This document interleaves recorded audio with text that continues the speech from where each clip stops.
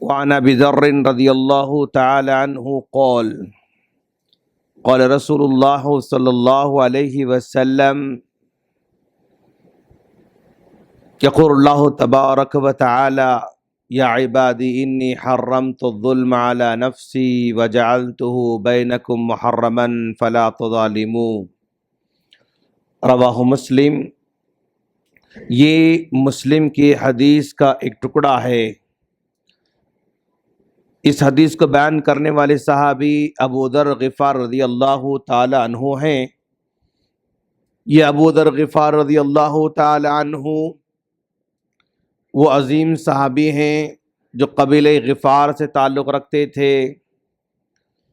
جب اسلام کے آنے کی خبر ہوئی آپ کو اپنے قبیلے میں، تو انہوں نے اپنے چھوٹے بھائی سے کہا کہ آپ مکہ جاؤ اور مکہ جا کر معلوم کرو یہ نبی کون ہے اور نبی کا کیا پیغام ہے، یہ محمد کون ہے، کیا کہتے ہیں، ان کا پیغام کیا ہے، معلوم کرنے کے لیے اپنے چھوٹے بھائی کو بھیجا۔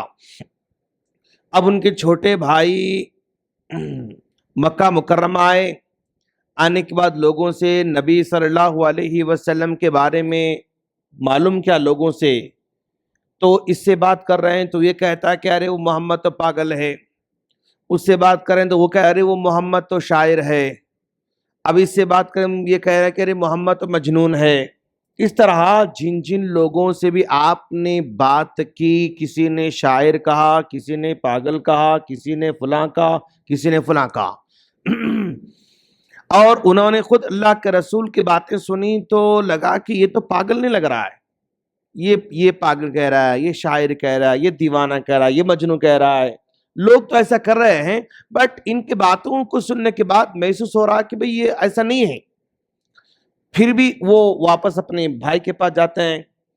بڑے بھائی پوچھتے ہیں ابو ذر غفار رضی اللہ تعالیٰ عنہ کہ بھئی کیا آپ دیکھ کر آئے، آپ کیا وہاں پر حالات تھے؟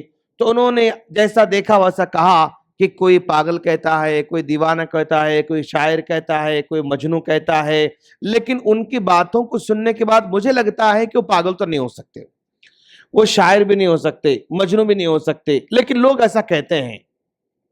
جب ہم ان کی بات سنتے ہیں تو وہ ایسے نہیں لگتے ہیں۔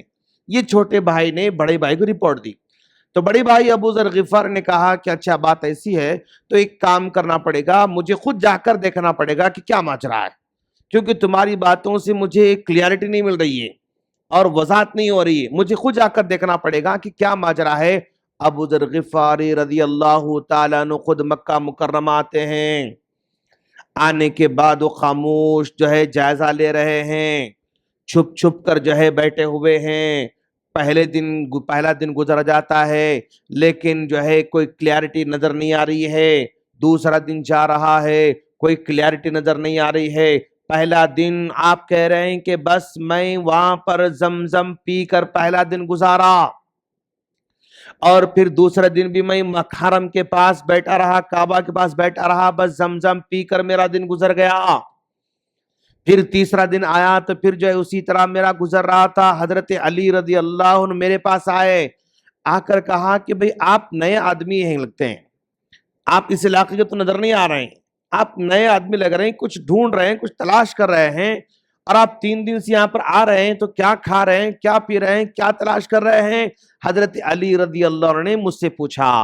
تو حضرت ابو ذر رضی اللہ عنہ نے کہا کہ دیکھو میں یہاں کا نہیں ہوں، قبیلہ غفار کا آدمی ہوں، اور وہاں سے میں نے یہاں پر اس لیے آیا ہے کہ میں نے یہاں پر سنا کہ کوئی محمد بن عبداللہ نام کا کوئی آدمی ہے اور وہ اپنے آپ کو نبی ہونے کا دعویٰ کر رہا ہے، اس کے بارے میں جاننے کے لیے یہاں پر آیا ہو۔ تو حضرت علی نے کہا اچھا تو پھر تم صحیح جگہ آئے ہوئے ہو، میں آپ کی ملاقات تم سے کرا دوں گا۔ حضرت علی نے کہا میں آپ کی ملاقات وہ محمد بن عبداللہ سے کرا دوں گا۔ کہا ٹھیک ہے، اگر کرا رہے تو بہت اچھی بات ہے، لیکن کل جب میں آؤں گا آپ کے پاس، آنے کے بعد میں آگے میں چلتا رہوں گا، آپ کو اشارہ کر کے آپ میرے پیچھے بھی چلتے رہنا، پتہ نہیں چلنا کہ آپ میرے ساتھ چل رہے ہیں، لوگوں کو اندازہ نہیں ہونا کہ آپ میرے ساتھ چل رہے ہیں، بس میں آگے چلتا رہوں گا، آپ پیچھے بھی چلتے رہنا۔ اگر کوئی خطرہ نظر آیا تو میں پیشاب کرنے کی طرح بیٹھ جاؤں گا، اب سمجھ جانا کچھ خطرہ ہے تو پھر آپ وہاں سے نکل جانا. اتنا مطلب مشکل حالات در دیکھے آپ کہ بھئی نبی سے کوئی جا کر ملاقات کرنا وہاں پر پاسبل نہیں تھا, ممکن نہیں تھا, اس قدر حالات خطرناک تھے.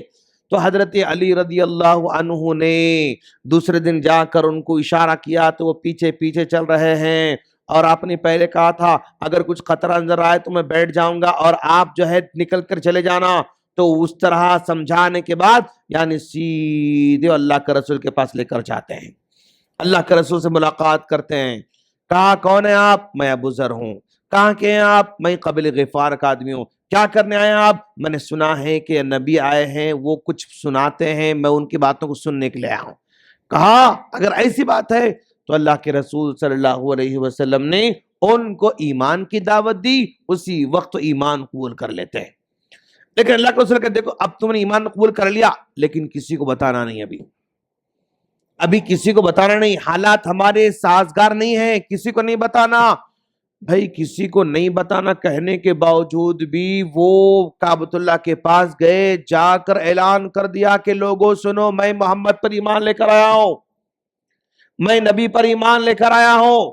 جیسے ہی لوگوں نے سنا کہ یہ ابو ذر جو ہے یعنی ایمان لے کر آیا تو سب لوگ مارنا شروع کر دیے, سب لوگ پیٹنا شروع کر دیے.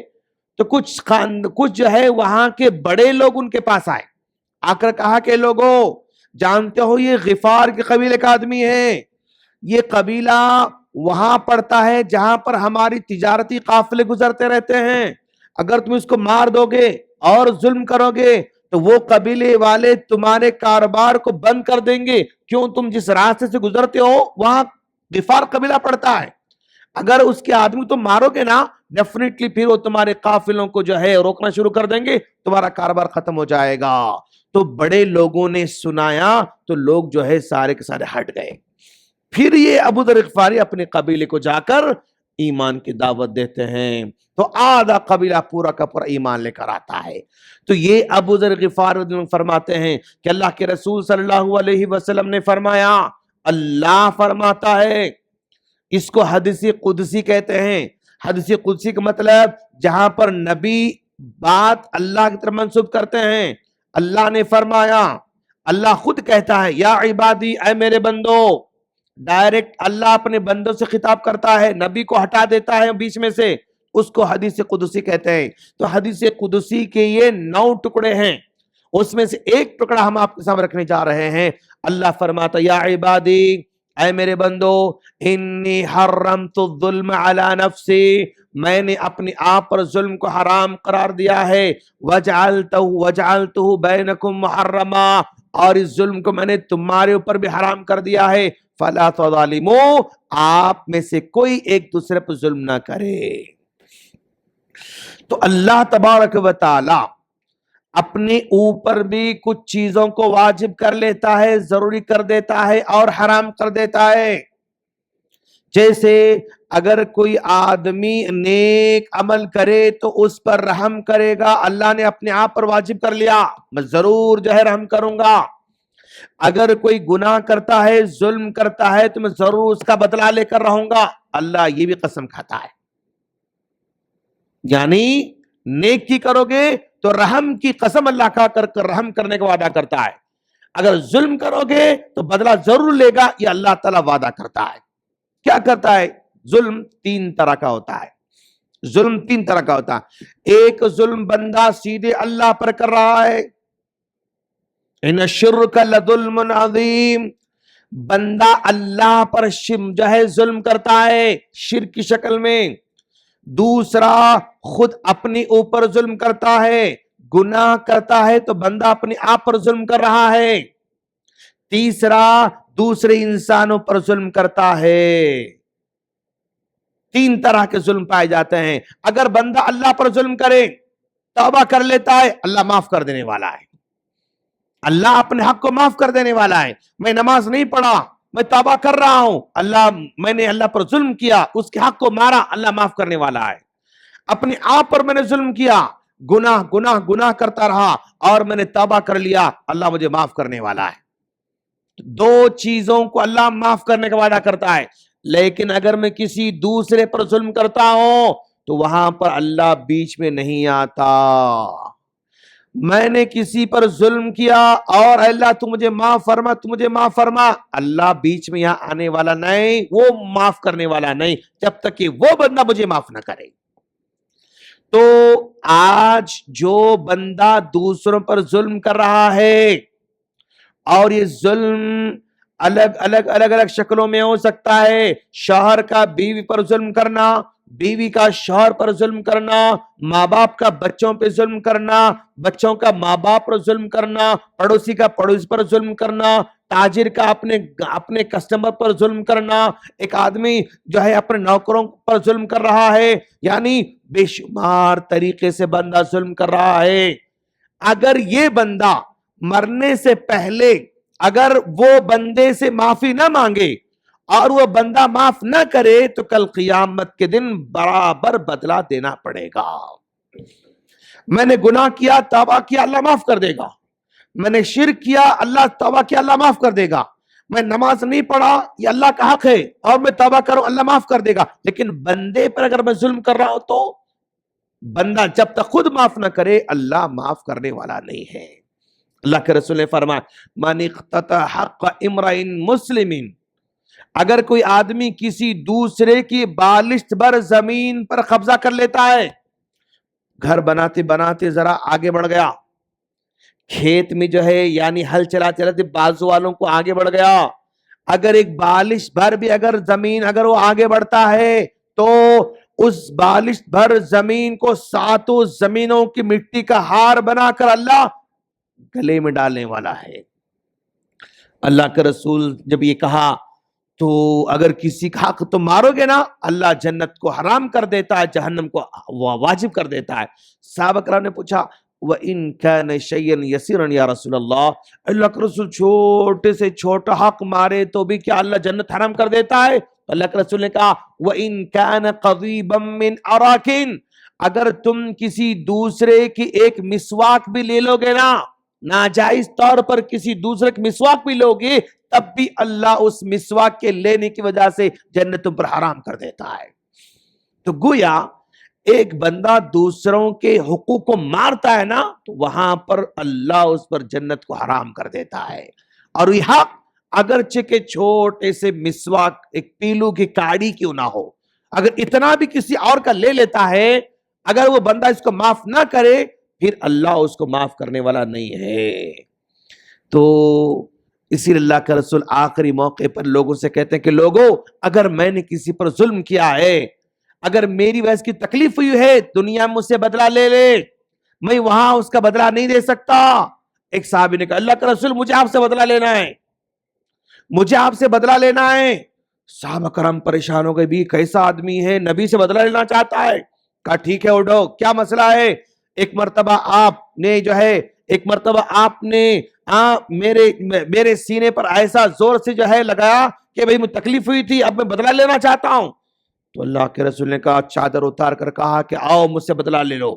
تو فوراً صحابی گئے، جانے کے بعد اللہ کے رسول کو چمٹا لیا اور کہا اللہ کے رسول میں آپ سے بدلہ کیسے لے سکتا ہوں؟ بس میں آپ سے ملاقات کرنے کا بہانہ تلاش کر رہا تھا، میں آپ سے گلے لگنے کا بہانہ تلاش کر رہا تھا، میں آپ سے بدلہ نہیں لے سکتا. تو اللہ کے رسول آخری موقع پر بھی کہہ رہے ہیں کہ کوئی کسی کو بدلہ لینا ہے یہیں پر لے لے، وہاں دے نہیں سکتا. تو یہ پورے ٹکڑے میں اللہ کیا فرماتا ہے حدیث قدسی میں کہ بھائی اللہ پر ظلم ہو اللہ معاف کر دے گا، تم گناہ کر رہے ہو اللہ تمہیں معاف کر دے گا، لیکن اگر کسی پر ظلم کرتے ہو تم بچنے کا کوئی چانس نہیں. 1 روپیہ اگر کسی کا مار رہا ہوں میں تو وہاں دینا پڑے گا، کوئی بھی حق مار رہا ہوں میں وہاں پر دینا پڑے گا. اگر وہ معاف کرے تو معاف ہو سکتا، اگر وہ دنیا میں معاف نہیں کر رہا ہے تو وہاں قیامت میں پکا دینا پڑے گا. اللہ سے دعا ہے اللہ ہم تمام کو ہر طرح کے ظلم سے بچنے کی توفیق عطا فرمائے اور حقوق العباد کے ظلم سے دور رہنے کی عطا فرمائے. آمین. السلام علیکم ورحمۃ اللہ وبرکاتہ.